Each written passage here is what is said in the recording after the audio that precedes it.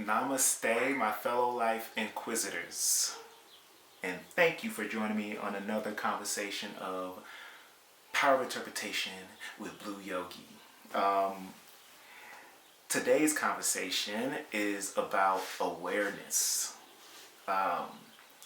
And I wanted to talk about this more in depth a little bit. I guess I'm not going to go super into depth because once again, not trying to make these 4 hours, 8-hour conversations because they really can be. But I wanted to talk about this because I realized, well, two things. I have this this keynotes talk that I set up for.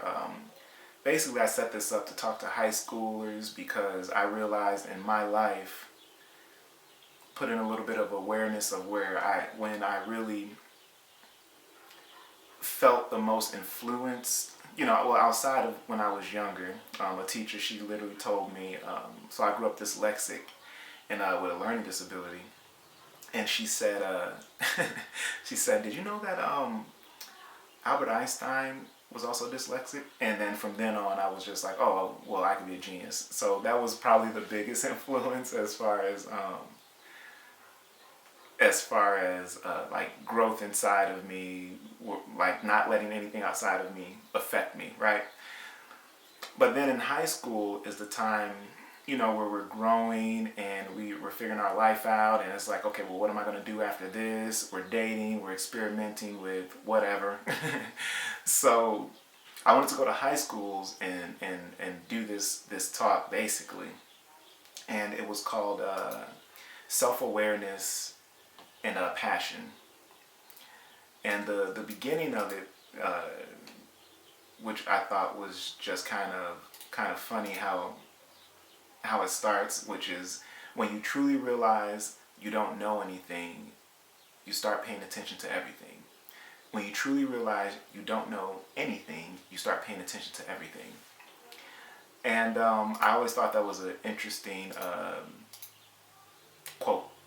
So I wanted to talk about self-awareness though, because like I said, I had the keynote of it and I was like, oh yeah, I should present this in some type of way. And in there, I wrote,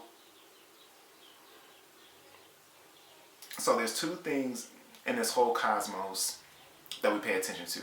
Let's just say our awareness wraps around the laws that we are governed by.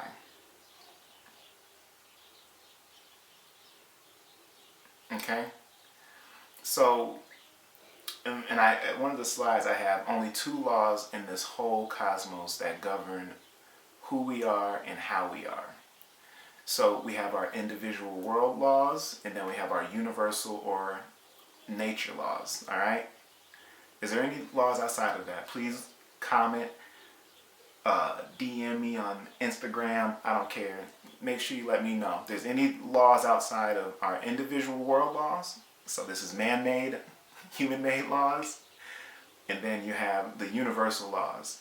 Man-made laws, they can vary from continent to continent, country to country, county to county, state to state, city to city, culture to culture, right? This culture does this, and that's the way it is. And then we have universal or nature laws, which is like gravity, cause and effect. Every action has an equal and opposite reaction, chemical interactions, stuff like this. And outside of these laws, the individual has control of his or her internal and external experience. And not necessarily always on the external, because like I said before, like anything can happen on the outside. A car can come crashing through my house right now. I didn't pick that experience, right? But it just happened. But the internal state of me, I control that completely. Somebody crashes into my house, I can still be joyful. I can still remain in a joyful state. So I wanted to talk about awareness and kind of where my skills of awareness increased as per my military time and while I was acting. So when oh yeah, and I like this thing.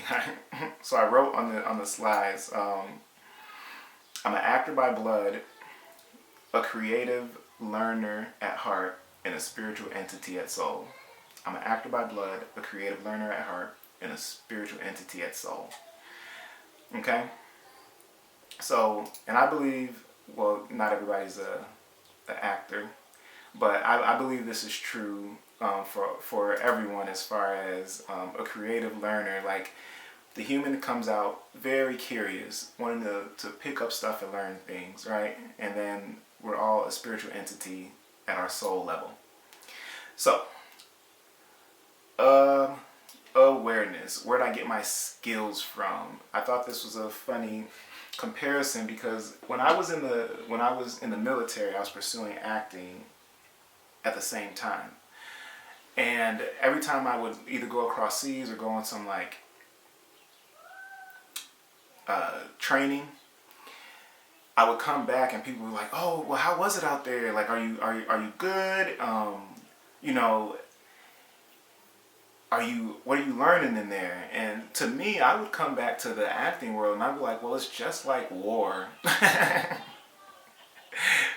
So, in the military, my awareness skills, these are the skills that kind of grew. It's leadership skills, right?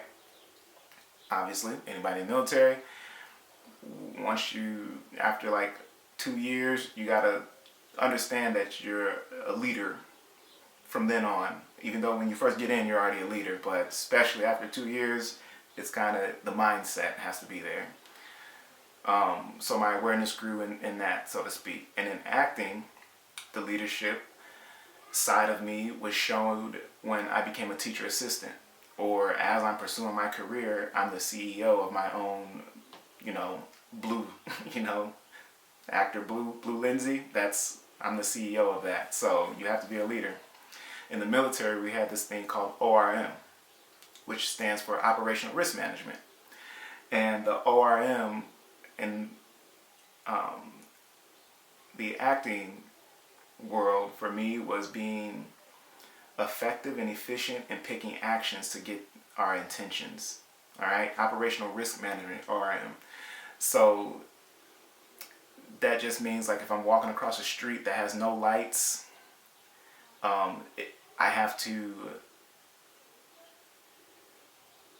make sure the risk management skills are there, because if they aren't, then I could get hit by a car. I might just walk out when the car's coming. That's why we yell at our kids, because their awareness skills in that area isn't always developed right away, right? We go, look both ways, and we say it 1,000 times. If you have a kid, you know what I mean. But my son, he got it now. He's good. But he's developing his operational risk management skills at that level. So in the military, we had to have self-discipline. If you didn't have self-discipline, you probably, either wouldn't rank up, or you get in trouble a lot, and I saw that. I didn't have self-discipline in certain areas, like being too nice. No, I'm just kidding. Okay, so self-discipline in my acting career, it's just the industry standard. Fun story. I was in the new Ninja Turtles movie, the first one, not the second one with Tyler Perry, the one right before that one, right? When and they needed foot soldiers because Michael Bay wanted to shoot something over, and I pride myself in being 15 minutes early because of the military. If you're on time, you're late. If you're early, you're on time, right? So I'm trying to get there 15 minutes early. I get there 15 minutes early, and there's a lot of background. Let me just tell you, the background, I get paid the least. Very important, because if there's nothing in the background in the film, then it just looks like a whole scene, like something was just set up, right? So background's important, but it's the least paid role, and there was a lot on this time. If you're watching the Turtles, it's when they're outside running, you know. So they hired a bunch of people this day, and they hire people in blocks. So I go to set, and there's somebody who is, I'm saying like 2 minutes late, yo. And as I'm going through, I'm like ear hustling the conversation next to me. Oh, well, I'm late because of whatever. I can't remember what it was. The lady at the table, I'm sorry for laughing, but I was like, oh my gosh, this is real. The lady at the table, she barely even looks up and goes, "Thank you, have a good day." And that was it. It was no arguing about it. It wasn't like, I can't believe. It wasn't, why were you late? It was, "Thank you, have a good day, see you later."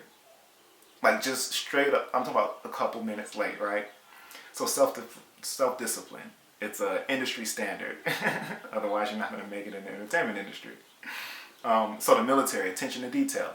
Woke up every morning, had to fold the corners of the bed just right, had to fold our socks a certain way, had to fold our clothes a certain way. The creases had to be a certain way in our uniforms. Attention to detail. We got our rooms inspected every week. Little white glove inspection, that's what we called it. No dust. So attention to detail was big. And how that skill was being learned and enhanced in my acting career was being specific. So as an actor, it's good if you're specific with all the things that you have on set. Like, let's say there's a mouse next to me right now. Let's say this was given by my mother as an acting character. I have to know that, even though, like, on set, somebody could be like, "Hey, here's a mouse. Got your mouse. Laptop. Got your laptop. All right, cool." If we're not specific on what these things are to us, once again, it could just be something that's on set, just in a way. But no, this mouse was given to me as a gift, and I want to treat it a certain way. And this laptop, I bought that off of eBay, so there's a connection to it still, but the mouse is even more important than a laptop because, it was given by my mom, right? So attention to detail, being very specific. So that's how I was enhancing my acting career. The mission mindset, obviously in the military, we get missions, complete it. That was it. Just complete it. And the mission mindset as an actor is, we all have these 3 bases of acting, which is intention, circumstance, relationships. You can do that in anything. There's an intention right now for me to you guys who I'm speaking to.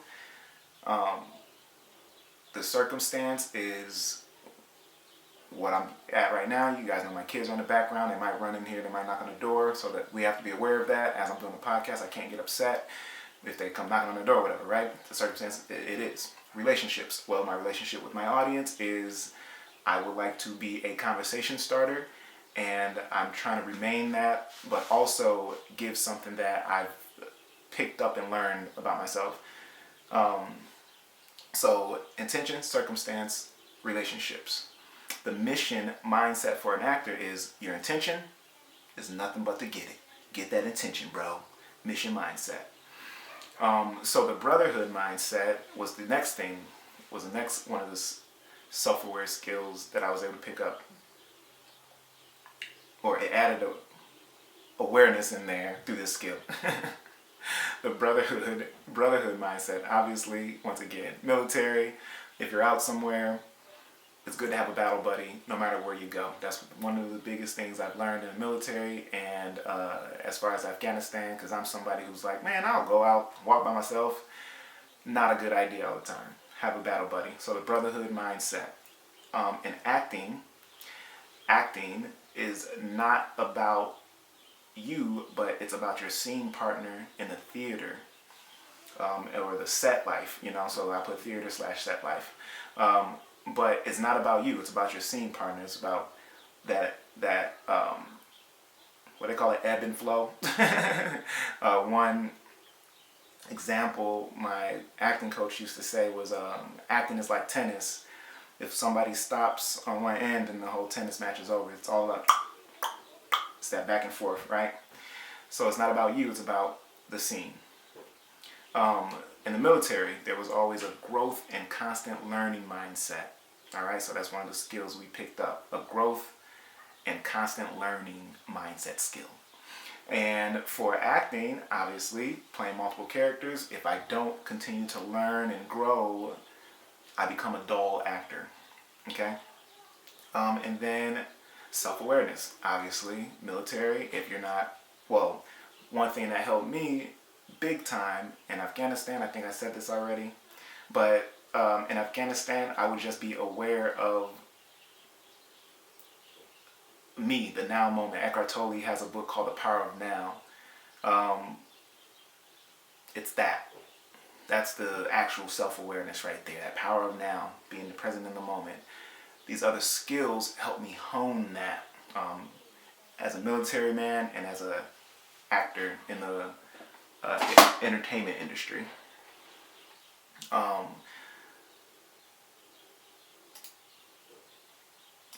So I just wanted to talk about awareness. I think that was honestly that I have more in here. Oh yeah, I'll talk about this really, really quick. So awareness. So what is the human made of again? It's made of the body, the emotions, the intellect, thoughts, what we call our mindscape, and then the life energies, some people call awareness, consciousness, whatever, right? Awareness and consciousness are different to me. I'm curious to know what you guys feel about that. So when something, so our body and our mind, our emotions, they have a sweet state and they have a sour state. All right, let's just say it like that. The sweet states, we'll call those the pleasure states. The sour states, we'll call those not so pleasurable states. So the human's made up of the mind, right? So I'm going to call it spiritual science right now, or you can just call it in yoga, but not yoga like the West knows, which is the asanas, which is the moving parts, but yoga has 112 pieces to it, let's say, and the physical moving part, or the physical out of the 112 is only one, all right? The rest of it is all non-physical, and it's about the mind, breathing, and other stuff, all right? We'll just say that. So if the mind is pleasant, if the mind is in a pleasant state, we call that peace. If it's in a very pleasant state, we call that joy, okay? If the body is in a pleasant state, we call that health. I'm healthy. If it's in a very pleasant state, we call that pleasure. If the emotions are in a pleasant state, we call that love. If it's in a very pleasant state, we call that compassion. If our energies, so the life energies, if that's in a pleasant state, we call that bliss. If it's in a very pleasant state, we call that ecstasy. And then the last pleasure, so there's 5 pleasures, all right? We said the mind, we said the body, we said the emotions, we said the energies. And then if your surroundings are in a pleasant state, we call that success, okay? So why'd I bring that up? Because this whole awareness talk is being able to pay attention to those, put awareness on your peace, your health, your love, your bliss. Or if they're very pleasant, it's putting awareness on that joy, that pleasure, that compassion, or that ecstasy, that ecstatic state. What do you guys feel about this episode? It went a bit a little longer than I wanted. It's probably because I'm stumbling in certain places. I don't know if you guys heard my kids beating a closet back there, but hey, it is what it is. I'm a family man. It's one of my values, which is, we'll talk about values on another episode. All right? Namaste, my fellow life inquisitors, and have a